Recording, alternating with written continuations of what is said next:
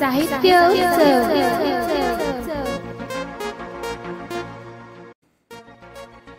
नमस्कार, सुप्रभात रसिक श्रोते हो.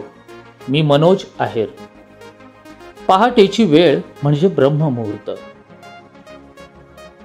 ज्ञान, विद्या, अध्यात्म हे सगळं ग्रहण करायचं असेल, त्याची अनुभूती घ्यायची असेल तर सर्वोत्तम अशी ही वेळ आणि हा प्रहर सुद्धा.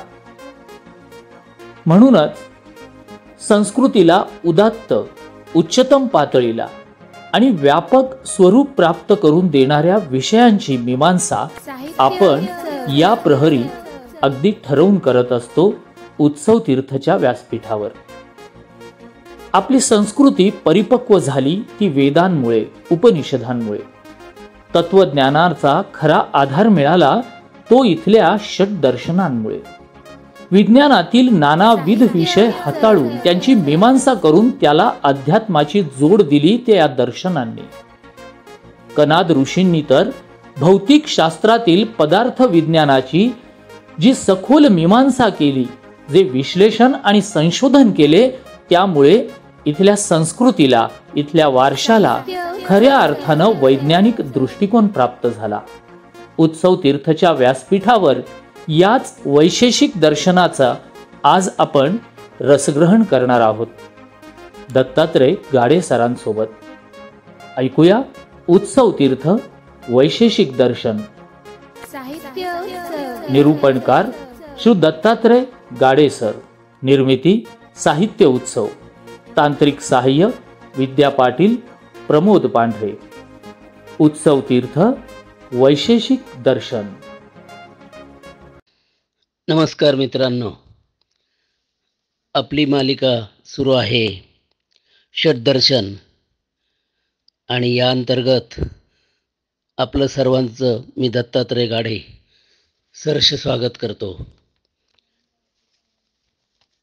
दर्शनं किंवा दर्शनशास्त्र ही भारतीय तत्त्वज्ञानाची अभिन्न अंग आहेत. किंबहुना दर्शनशास्त्राशिवाय भारतीय तत्त्वज्ञानातील चर्चा पूर्ण होऊ शकत नाही. आणि खऱ्या अर्थाने तत्त्वदर्शन घडवायचं असेल तर दर्शनशास्त्राचाच आधार घ्यावा लागतो. कारण दर्शनशास्त्रांच्या वेगवेगळ्या प्रतिपादनामुळे एखाद्या तत्वाचं वेगवेगळ्या पद्धतीने विश्लेषण होऊ शकतं आणि म्हणून दर्शनशास्त्र ही महत्त्वाची आहेत. ही दर्शनशास्त्र आपल्या प्रत्येक गोष्टीचं प्रतिपादन अत्यंत मुद्देसूदपणे करतात आणि त्यातीलच आपण सुरुवातीची काही दर्शनं पाहिलीत. आपण याआधी न्यायदर्शनाचा थोडक्यात परिचय करून घेतलेला आहे. न्यायदर्शन हे ज्ञानमीमांसक आहे आणि मोक्षासाठी जी चर्चा आहे ती न्यायदर्शनाच्या प्राचीन भागामध्ये आहे हे आपण पाहिलं.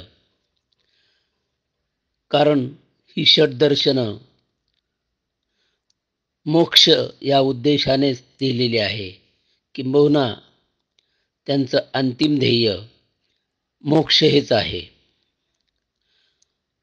न्यायदर्शनानंतर आज आपण यामध्ये जे महत्त्वाचं दर्शन आहे ते म्हणजे वैशेषिक दर्शन, त्याची थोडक्यात माहिती करून घेणार आहोत. वैशेषिक दर्शन हे देखील खूप प्राचीन दर्शन मानलं जातं. किंबहुना ते न्यायदर्शनाच्याही आधी झालं असं मानलेलं आहे. एवढंच नव्हे तर काही विद्वानांच्या मते ते सांख्यदर्शनाच्याही आधीच आहे. परंतु या मताला खूप असा जास्त आधार नाही आणि वैशेषिक दर्शन हे न्यायदर्शनाला पूरक असं दर्शन आहे. या दर्शनाचे जे निर्माते किंवा संस्थापक आहेत ते महर्षी कणाद होत. कणाद महर्षींना ओलुक या नावानेही ओळखलं जातं. त्यांच्याबद्दल असं सांगितलं जातं की शेतामधील पीक काढल्यानंतर जे उरलेलं धान्य किंवा धान्याचे कण आहेत त्यावर ते आपला उदरनिर्वाह करत असत आणि या धान्यांच्या कणावरच ते राहत असल्यामुळं त्यांना कणाद म्हटलेलं आहे. परंतु काही लोक याचं विश्लेषण असंही करतात की त्यांनी वैशेषिक दर्शनाद्वारे परमाणुवादाचं निरूपण केलेलं आहे आणि परमाणु म्हणजे सुद्धा एक कणच आहे जो अत्यंत सूक्ष्माति सूक्ष्म असा आहे आणि त्यामुळे त्यांना परमाणुवादाचे जनक म्हणत असतात आणि म्हणूनच परमाणु म्हणजे एक कणच होय म्हणूनही त्यांना कणाद या नावाने ओळखलं जातं. तसंच त्यांचं दुसरं नाव ओलुक असं आहे आणि त्यामुळे या दर्शनाला औलुक्य दर्शन असे म्हणतात. म्हणजे वैशेषिक दर्शन, औलुक दर्शन आणि कणाद दर्शन इत्यादी नावांनीही हे दर्शन ओळखलं जातं. परंतु यात सर्वात महत्त्वाचा भाग म्हणजे त्याला वैशेषिक या मुख्य नावानेच का ओळखलं जातं हे पाहणं महत्त्वाचं ठरेल. हे दर्शन पदार्थांचाच विचार करतं आणि विशेषला ते एक पदार्थ मानतं. शिवाय पदार्थांमध्ये विशेष गुण असतात असं या दर्शनाचं प्रतिपादन आहे. त्यामुळं त्याला वैशेषिक, विशेष या नावावरून वैशेषिक असं संबोधण्यात येतं. हे दर्शन म्हणजे जगातला पहिला परमाणुवाद होय. कणाद यांनी परमाणुवादाची निर्मिती केली, किंबहुना तो शोधला आणि यामुळे या दर्शनाला विशेष महत्त्व आहे. या दर्शनावर जे काही महत्त्वाचे ग्रंथ आहेत त्यामध्ये कणाद यांचंच वैशेषिक सूत्र हे एक महत्त्वाचं मानलं जातं आणि त्यावरून कणादांची मूळ मतं या दर्शनात काय आहेत हे समजतं. वैशेषिक सूत्र हे अत्यंत लहान लहान सूत्रांचं मिळून आहे. बरेचसे मूळ ग्रंथ संस्कृतमध्ये सूत्ररूपाने लिहिले गेलेले आहे. त्यामध्ये सूत्र कधी कधी श्लोक रूपाने ते लिहिलेले आढळतात. ही सूत्र सर्वसामान्यतेने समजण्यास थोडी अवघड असतात. त्यामध्ये सूत्ररूपाने खूप मोठा आशय सांगितलेला असतो आणि त्या आशयाचं निरूपण जर केलेलं असलं तर या ग्रंथातील जी माहिती आहे ती अधिक सोप्या पद्धतीने इतरांना कळू शकते. म्हणून जे असे सूत्ररूप ग्रंथ आहेत त्यांच्यावर भाष्यग्रंथही लिहिले गेलेले आहेत आणि कणाद यांच्या या वैशेषिक सूत्र ग्रंथावर प्रशस्तीपाद या विद्वानाने भाष्यग्रंथ लिहिला आणि त्याला पदार्थ धर्म संग्रह असं म्हटलं जातं. हा अतिशय प्रसिद्ध असा संस्कृत भाषेतला वैशेषिक या दर्शनाचं व्यवस्थित विवेचन करणारा आणि त्यावर अधिकृत भाष्य असलेला ग्रंथ आहे. तसंच त्यावरही उड्डयन किंवा काही लोक उदयन म्हणतात, त्यांनी प्रणावली हा विश्लेषणात्मक ग्रंथ लिहिला आणि श्रीधर या दुसऱ्या विद्वानाने या मूळ भाष्यावर देखील न्यायतंत्री हा अधिक स्पष्ट करून सांगणारा भाष्यग्रंथ लिहिलेला आहे. शिवाय दोन अजूनही भाष्य या बाबतीत मुख्य मानली जातात. ती म्हणजे रावण भाष्य. रावण यांनी वैशेषिक सूत्रावर भाष्य केलेलं आहे, परंतु ते लिखित स्वरूपात उपलब्ध झालेलं होत नाही.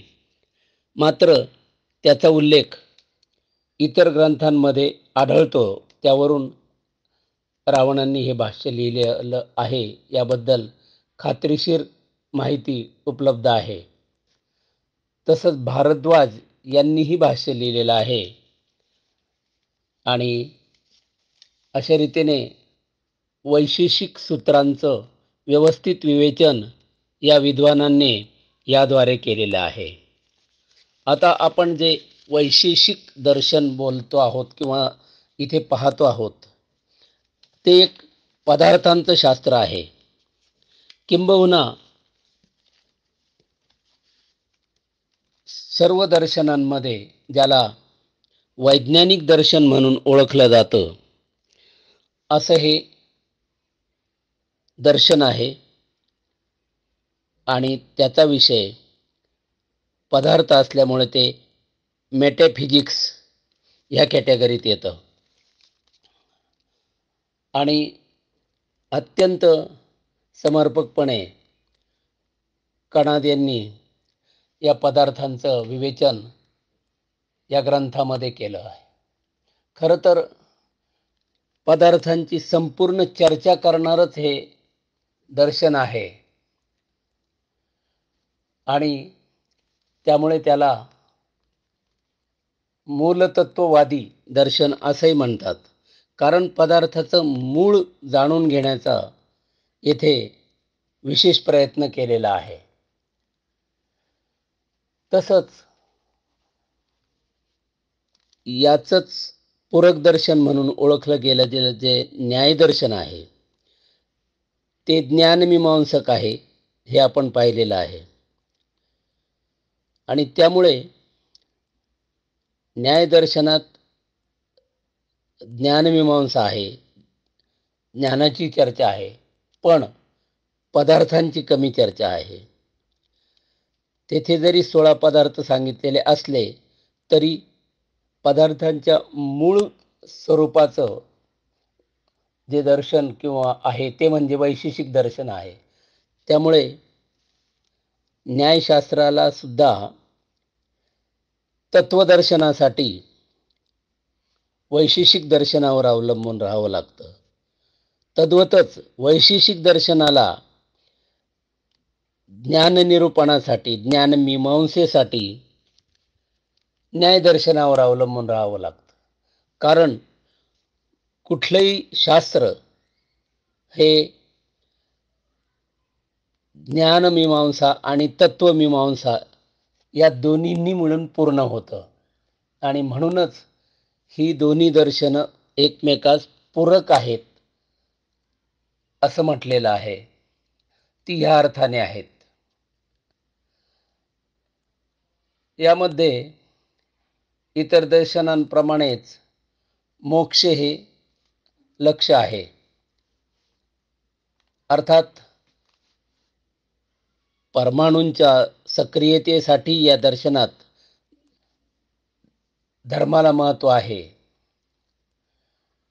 आणि त्यामुळे धर्म हा एक महत्त्वाचा घटक या दर्शनात आहे. पदार्थांनी इतकाच तो महत्त्वाचा आहे आणि धर्म म्हणजे माणसाचं ऐहिक आणि पारलौकिक कल्याण करणारा तो धर्म होय आणि त्याची व्याख्या म्हणूनच येतो अभ्युदय निःश्रेयस सिद्धी सधर्म हा अशी आहे. यामध्ये अभ्युदय म्हणजे भौतिक विकास आणि निःश्रेयस म्हणजे पारलौकिक कल्याण हे दोन्ही जो साधतो तो धर्म होय आणि त्याला तितकंच महत्त्व या दर्शनात आहे. आता आपण पाहिलेलं आहे की या दर्शनात पदार्थांची चर्चा मुख्यत्वे करून आहे, किंबहुना हे पदार्थांची चर्चा करणारं दर्शन आहे. यामध्ये 7 पदार्थ मुख्य मानलेले आहेत. या 7 पदार्थांची चर्चा या दर्शनात आहे. ते म्हणजे द्रव्य, गुण, कर्म, सामान्य, विशेष, संभाय आणि अभाव. यामध्ये पहिले जे 6 पदार्थ आहेत त्यांना भावात्मक पदार्थ मानतात आणि शेवटचा जो अभाव पदार्थ आहे तो अभावात्मक मानलेला आहे. म्हणजे यातील जे चर्चेचे 7 पदार्थ आहेत त्यातील 6 हे भावात्मक आणि शेवटचा अभाव हाच अभावात्मक पदार्थ आहे. अशा त्याच्या 2 कॅटेगरी अर्थात 2 भाग करण्यात आलेले आहे. खरं तर महर्षी कणाद यांनी पहिले 6च पदार्थ मानले होते. त्यांनी अभाव हा पदार्थ मानलेलाच नव्हता. परंतु नंतर याचा समावेश पुढे या वैशेषिक दर्शनात करण्यात आलेला आहे आणि त्यामुळे ते 7 पदार्थ सांगण्यात येतात. आता हे जे दर्शन आहे पदार्थांच्या मूळ तत्वाशी म्हणजे अगदी एलिमेंट किंवा पदार्थाचं मूळ स्वरूप पाहतं आणि त्यामुळेच त्याला मेटाफिजिक्स म्हणतात. परंतु या दर्शनामध्ये ह्या पदार्थांचा परस्पर संबंध धरलेला नाही किंबहुना त्याचं विवेचन नाही. त्यामुळं हे प्रत्येक पदार्थ वेगवेगळे म्हणून मानले आहेत आणि त्यांचं कार्य स्वतंत्र आहे. यामुळेच या दर्शनाला बहुतत्ववादी किंवा प्लुरॅलिस्टिक असं दर्शन म्हणतात. आणि त्यामुळे त्या पदार्थांमध्ये संबंध त्यामध्ये दाखवण्यात आलेला नाही आणि प्रत्येक पदार्थ वेगळा असल्यामुळे त्याला भेदमूलक बहुतत्ववादी दर्शन असं म्हणतात. हे पदार्थ एकमेकाशी संबंध असण्याचं काही कारण नाही. आणि हे पदार्थ निरूपण करताना जेव्हा परमाणूचा विचार केला जातो त्यावेळेस त्यामध्ये हा विचार आहे की या विश्वातील कोणत्याही पदार्थाचं विभाजन जास्तीत जास्त किंवा अगदी अंतिम भागापर्यंत जेव्हा केलं जातं आणि अशी एक वेळ येते की तो पदार्थ त्याच्या पलीकडे विभागला जाऊ शकत नाही, त्याचा सर्वात सूक्ष्म असा भाग आपल्याला तिथे मिळत असतो, उपलब्ध होतो. आणि म्हणून हे जे दर्शनाचा विवेचनाचा भाग आहे ते त्या भागाला परमाणू म्हणतो. परम अणू अत्यंत सूक्ष्मातिसूक्ष्म असा तो भाग असल्यामुळे त्याला परम अणू असं म्हटलेलं आहे. आणि म्हणूनच हा परमाणू सूक्ष्म आहे, जड आहे आणि त्यामुळे त्याला स्वतः सक्रिय होता येत नाही. आणि या कारणाने त्यामध्ये सक्रियता येण्यासाठी एक वेगळ्या शक्तीची गरज असते आणि म्हणून ती शक्ती म्हणजेच धर्म होय असे दर्शन सांगतं. परमाणूमध्ये सक्रियता धर्मामुळे येते आणि याचाच अर्थ पुढे ही सक्रियता ईश्वरामुळे येते असं शेवटी त्याचं निरूपण होतं. आणि म्हणून ईश्वर हा या दर्शनाचा किंबहुना विश्लेषणाचाच एक भाग होतो. आणि म्हणून हे दर्शन धर्म हा भाग परमाणूच्या सक्रियतेसाठी सांगतं. अशा रीतीने एक अत्यंत सूक्ष्म पद्धतीने पदार्थांचं निरूपण हे दर्शन करतं. त्याचबरोबर परमाणूंबद्दल अत्यंत महत्त्वाची अशी माहिती या दर्शनातून मिळते. भारतीयांनी फार पूर्वी परमाणूबद्दल चर्चा केलेली आहे. आपण आता पाहिलं की महर्षी कणादांसारख्या महान अशा ऋषींनी परमाणू हा अंतिम पदार्थाचा भाग आहे, छोट्यातल्या छोटा भाग आहे, हे अत्यंत प्राचीन काळी सांगितलेलं आहे. परंतु येथे दुर्दैवाने असं म्हणावं लागतं की भारतीयांनी त्याकडे पुढे लक्ष दिलेलं दिसत नाही. किंबहुना आमच्याकडे संशोधनाची वृत्ती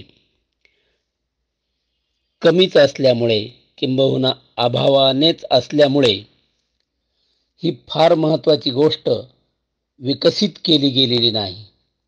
आणि आज त्यामुळे परमाणूचं श्रेय हे दुसऱ्या देशांना किंवा दुसऱ्या लोकांना मिळत आहे आणि जणू काय आपण त्यांच्याकडूनच ते शिकलो असं आज आपल्याला वाटत आहे. अशा अनेक गोष्टी आहेत की ज्या भारतीयांनी प्रथम उल्लेखिलेल्या आहेत, सांगितलेल्या आहेत, परंतु त्याकडे म्हणावं असं लक्ष दिलं गेलेलं नाही आणि त्यामुळे त्या गोष्टी तेथेच थांबल्या. ही दुर्दैवाची पण सत्य गोष्ट आहे. असो, परंतु वैशेषिक दर्शनाच्या बाबतीत बोलायचं ठरलं तर अत्यंत वैशिष्ट्यपूर्ण आणि वैज्ञानिक असं हे दर्शन आहे. भारतामध्ये विज्ञान नव्हतं असं जे काही लोक बोलतात, किंबहुना पाश्चात्य विशेषतः बोलतात, ते किती चुकीचं आहे हे यावरून दिसून येतं. आणि म्हणून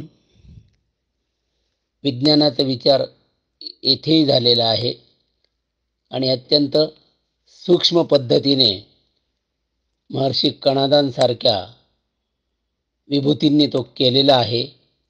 त्यावर भाष्ये झालेली आहेत, परंतु प्रत्यक्ष त्याचा पुढे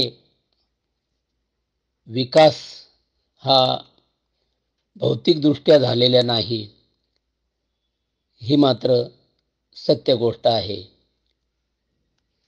आज आपण एक प्राचीन आणि वैज्ञानिक असं हे दर्शन पाहिलं आणि दर्शनशास्त्रांमध्ये देखील केवळ